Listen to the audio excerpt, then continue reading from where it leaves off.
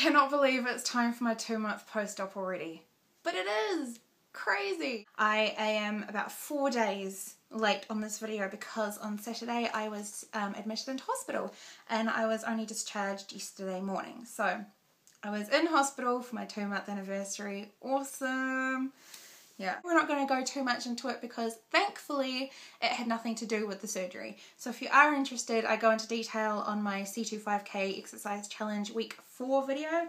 So go check that out. But other than that, it's irrelevant to this video. We're just going to focus on surgery stuff, life post-op. Let's start with the negatives, and I'm going to go kind of quickly because I don't want this video to be too long. But first negative is of course the swallowing and the nausea and the pain associated with swallowing, eating and drinking. I'm still getting that, especially first thing in the morning. So whether I'm having water or a smoothie or a protein shake, whatever I put into my mouth first thing in the morning, it's gonna hurt going down. I'm kind of getting used to that and it is getting better. Some foods in particular, what's that thing called? Looks like a tree. Broccoli and cauliflower. Heavy vegetables hurt. Bread, grainy foods hurt. And that's it. So it's really getting better in terms of eating, and I can eat, I would call, a normal meal now. So I'm eating kind of that much-ish at a time. A cup or a saucer full. I get full very, very, very quickly, of course. But then I have started to realise that I also get unfull very, very quickly as well. So therefore I can see why sleeve patients are in danger of picking slowly throughout the day and still ending up eating as much as they would pre-op. It's not something I'm guilty of really. Occasionally I don't want to eat huge extortionate amounts of food anymore. That's the reason why I had this surgery. So finding these little loopholes and finding ways to get around it and eat just as much is not beneficial to me, and it's not something I want. So that's something I've got to keep an eye on. The second negative that I've now started noticing, and I'm a bit premature in this, most people only start noticing this at about 3 months.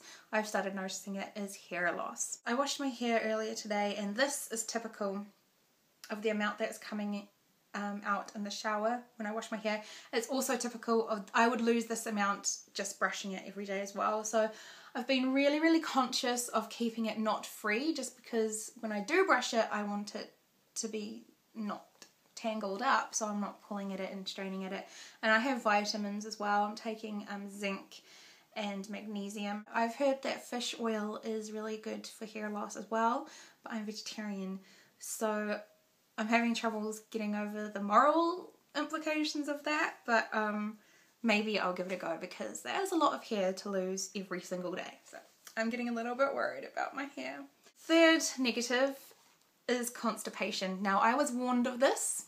I was warned of all of these things, but constipation was one that I didn't really think anything of. Like, so what? Doesn't really matter. I'll just take a few laxatives, and I am on laxatives, but I'm probably going once every 3 days. On Saturday morning when I was admitted into hospital, they did diagnose me with constipation, severe constipation, and treated me for it, thinking that the pain was caused by constipation.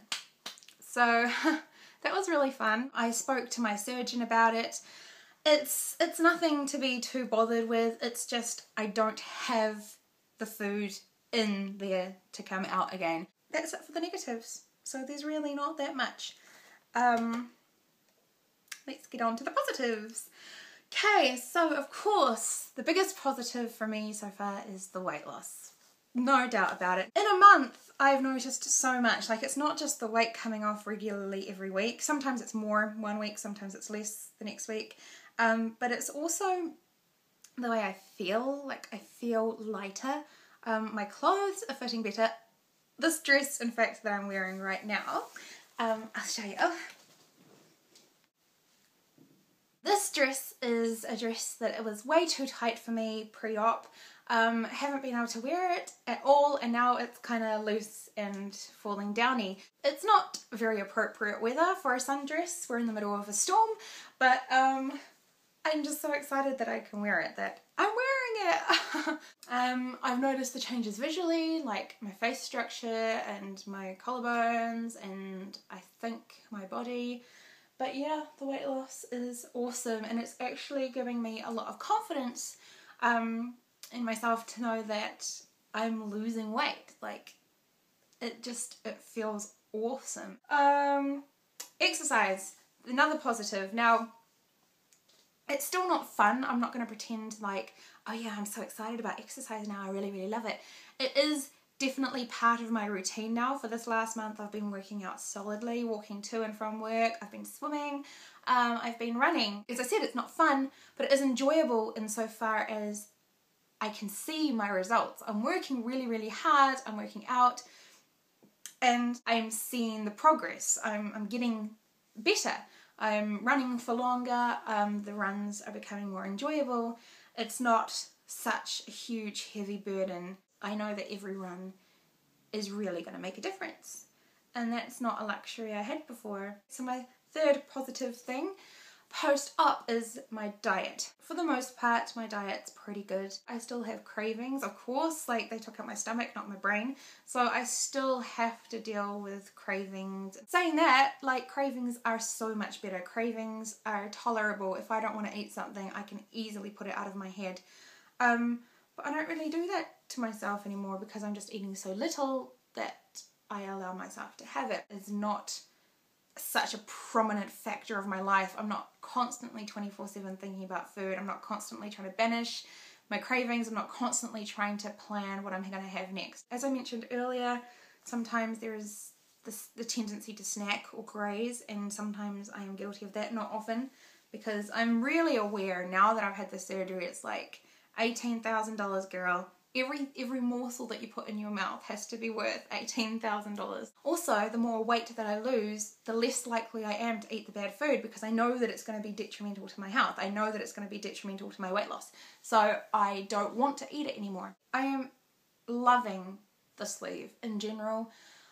I love it. I wish I had it done 10 years earlier because it's just my whole life now in the best possible way. Like, it's changed me already. It's only been 2 months and I'm different and I'm loving it and I feel good and I feel ready and I feel positive and inspired and excited, and it's the most awesome thing that's ever happened to me. And that's it.